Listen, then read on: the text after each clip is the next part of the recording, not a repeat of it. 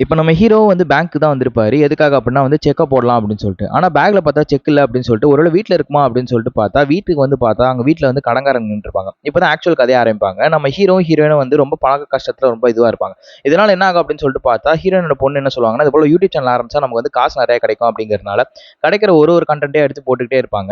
நெறைய வியூஸும், வீடியோஸும் எல்லாம் போட்டுக்கிட்டே இருப்பாங்க. ஆனா என்ன பிரச்சனையாகும் அப்படின்னு சொல்லிட்டு பார்த்தா, வீடியோ போயிட்டே இருக்கும். ஆனா சப்ஸ்கிரிப்ஷனும் கம்மியா இருக்கும். இதனால அவங்களும் வந்து ஃபீல் பண்ணிட்டு இருப்பாங்க. இப்போ ஒரு நாள் என்ன ஆகும் அப்படின்னு சொல்லிட்டு பார்த்தா, வீட்ட வந்து சுத்தம் பண்ணிட்டே இருக்கும்போது, உங்களுக்கு தேவையான திங்ஸ்லாம் எடுத்துட்டு வாங்க அப்படின்னு சொன்ன உடனே, நம்ம ஹீரோ என்ன பண்ணுவாருன்னா, அவருடைய பழைய ட்ரங்க் பெட்டி எடுத்து ஓப்பன் பண்ணி பார்ப்பாரு. ஓப்பன் பண்ணி பார்த்தா ஹீரோவுக்கும் அந்த இடத்துல ஒரு பத்திரம் கிடைக்கும். என்ன அப்படின்னு சொல்லிட்டு பார்த்தா, அவங்க அப்பா அந்த காலத்திலேயே வந்து யாருக்கோ வந்து இடத்த வந்து குடுத்திருப்பாரு. அதுக்குண்டான பணத்த வாங்காம வச்சிருப்பாரு. நம்ம ஹீரோ அந்த பெர்சன எப்படியா பார்த்தாகணும் அப்படின்னு சொல்லிட்டு டிசைட் நம்ம ஹீரோ அந்த பெர்சனே மீட் பண்றதுக்காக நேரா அவரோட கடைக்கே போயிருப்பாரு. அத பார்த்தா அந்த சேட்டு ரொம்ப டெரரா இருப்பாரோ அப்படின்னு சொல்லிட்டு நம்ம ஹீரோ பயந்து என்ன பண்ணுவாருன்னா, அவர் பின்னாடியே ஃபாலோ பண்ணிட்டு போவாரு. சேட்டு என்ன பண்ணுவாருன்னா, நம்ம ஹீரோ கிட்ட கேட்பாரு, "நீ யாருப்பா? நீ எதுக்காக என்னைய வந்து சும்மா ஃபாலோ பண்ணிட்டே வர?" அப்படின்னு சொல்லிட்டு சொன்ன உடனே, நம்ம ஹீரோ சொல்லுவாரு, "இது போல நான் இவரோட பையங்க. நான் இது போல வந்து இந்த பத்திரத்த குடுத்து காசு வாங்கிட்டு போலாம் அப்படின்னு சொல்லிட்டு வந்திருக்கேன்" அப்படின்னு சொல்லிட்டு, அந்த சேட்டு என்ன பண்ணுவாருன்னா, அவரு கூட பழைய ஞாபகம் பார்த்த உடனே, "சரி ஓகேப்பா" அப்படின்னு சொல்லிட்டு என்ன பண்ணுவாருன்னா, ஒரு விசிட்டிங் கார்டு குடுப்பாரு. அந்த விசிட்டிங் கார்ட குடுத்து என்ன சொல்லுவாரு அப்படின்னா, "அடுத்த வாரம் இது போல எனக்கு ஃபோன் பண்ணு. நான் உனக்கு வந்து செக்கா குடுத்துடுறேன்" அப்படின்னு சொல்லிட்டு, "எவ்வளவு குடுக்குறீங்க? இது போல உனக்கு ஒரு 1,00,00,000 செக் தரேன்" அப்படின்னு சொல்லிட்டு சொல்றாரு.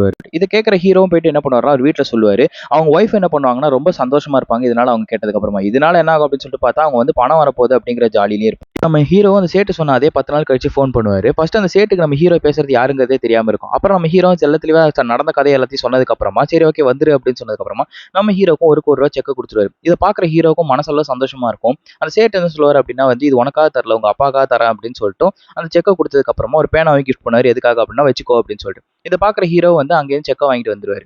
அடுத்த பார்ட் என்ன தெரிஞ்சுக்கணும் அப்படின்னா வந்து நம்ம மிஸ்டர் மொமெண்ட்ட மறக்காம லைக், ஷேர், சப்ஸ்கிரைப் பண்ணிக்கோங்க.